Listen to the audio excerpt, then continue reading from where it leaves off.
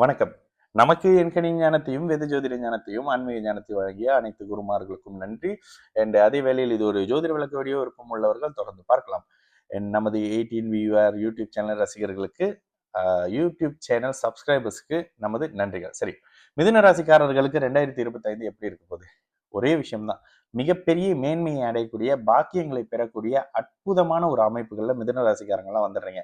எங்க பொதுவெளியில பார்த்தாலும், சமீபத்துல பொதுவெளியில சிலரை பார்க்கும்பொழுது மிதுன ராசிக்காரங்களுக்கு 2025 ஒரு மாதிரியான தாங்க முடியாத 2021 இருந்து 20 இருந்து 23 வரைக்கும் தாங்க முடியாத கெடுபலன்களை கொடுத்து வந்த சனி பகவான் தற்பொழுது மார்ச் மாசத்துக்கு அப்படியே பிற்பகுதியிலிருந்து உங்களுக்கு 10ஆம் இடத்துக்கு போறாரு. 10ஆம் இடத்துல சனி கெடுப்பாரா? சுபரின் வீட்டுல இருக்கக்கூடிய சனி உங்களுடைய வாழ்க்கையில வேலை, பொருளாதாரம், வருமானம் சார்ந்த ஜீவன ஸ்தானத்தை வலுப்படுத்துகிறார். லக்னத்துல குரு இருந்து திக்பல அமைப்பு, சாரி, ராசியில குரு இருக்கிறது திக்பல அமைப்பு. ராசியில் குரு இருக்கிறது என்னையா ஸ்பெஷல்? 5, 7, 9ஆம் பாவகங்களை பார்த்து, மிக முக்கியமாக ராகுவை பார்த்து. மிதுன ராசிக்காரங்களுக்கு ராகு மட்டும்தான் யோகர். மிகப்பெரிய யோகர்னா ராகு தான் மிகப்பெரிய யோகங்களை கொடுக்க போறாரு.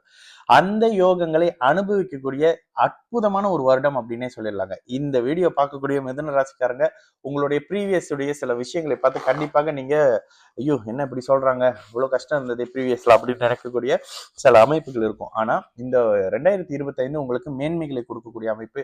திருமணம், காதல், குழந்தைகள் அமைப்புகள்ல எதிர்பார்த்த லாப அமைப்பு, வீடு, வண்டி வாகன அமைப்புகள்ல மிகப்பெரிய அமைப்பு. வீடு கட்ட முயற்சி பண்ணிக்கிட்டு இருக்காங்க, அது பண்ணிக்கிட்டு இருக்காங்க, இது பண்ணிக்கிட்டு இருக்காங்க, கம்ப்ளீட் பண்ண முடியல. இந்த வருடத்திலிருந்து சகலமும் அப்படி அந்த வழி அப்படி திறந்து விடக்கூடிய ஒரு அற்புதமான ஒரு காலகட்டம் அப்படின்னு சொல்லிடலாம்.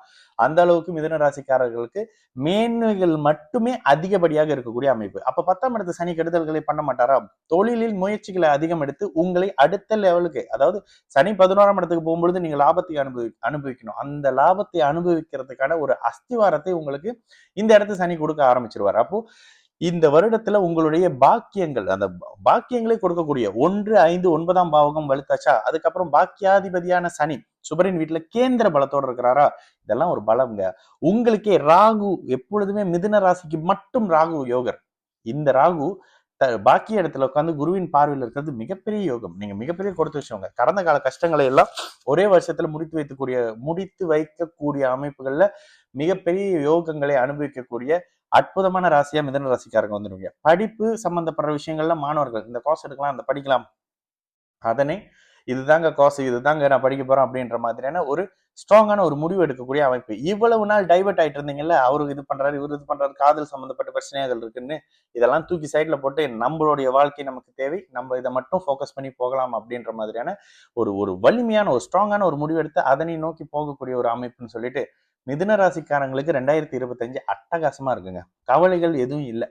உங்களுடைய பிறந்த ஜாதகம் ஒத்துழைக்காத பட்சத்துல கூட இந்த இடத்துல இருக்கக்கூடிய தன்மையில ராசியில குரு அமர்ந்தா என்னங்க, உங்க மனம் புத்துணர்ச்சி அடைய போகுது. மனம் புத்துணர்ச்சி அடையணும்னு என்ன நடக்கணும்?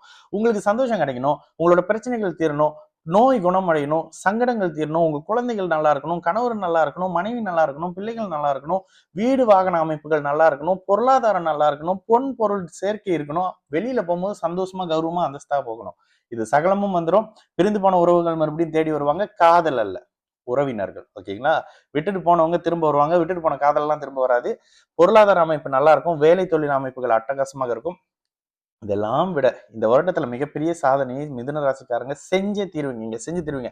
35 வயசுக்கு மேல 30 வயசுக்கு மேல இருக்கீங்களா, நான் எதிர்பார்த்த வீடு, நான் எதிர்பார்த்த வாகனம், நான் எதிர்பார்த்த பொண்ணை கல்யாணம் பண்ணிட்டேன், நான் எதிர்பார்த்த மாதிரி குழந்தை அமைஞ்சிச்சு அப்படின்னு சொல்லக்கூடிய மிகப்பெரிய மேன்மைகளை அனுபவிக்கக்கூடிய அற்புத ராசிக்காரர்களாக சகல தரப்பு பெரியவர், சிறியவர், இளையவர், மாணவர், குழந்தையாக இருந்தா கூடங்க இந்த வருடத்துல மிகப்பெரிய மேன்மை இருக்கும். வயதானவர்களுக்கு குழந்தைகள் பற்றியான கவலைகள் தீரக்கூடிய அற்புத மாதம் அப்படின்னு சொல்லிடலாம்.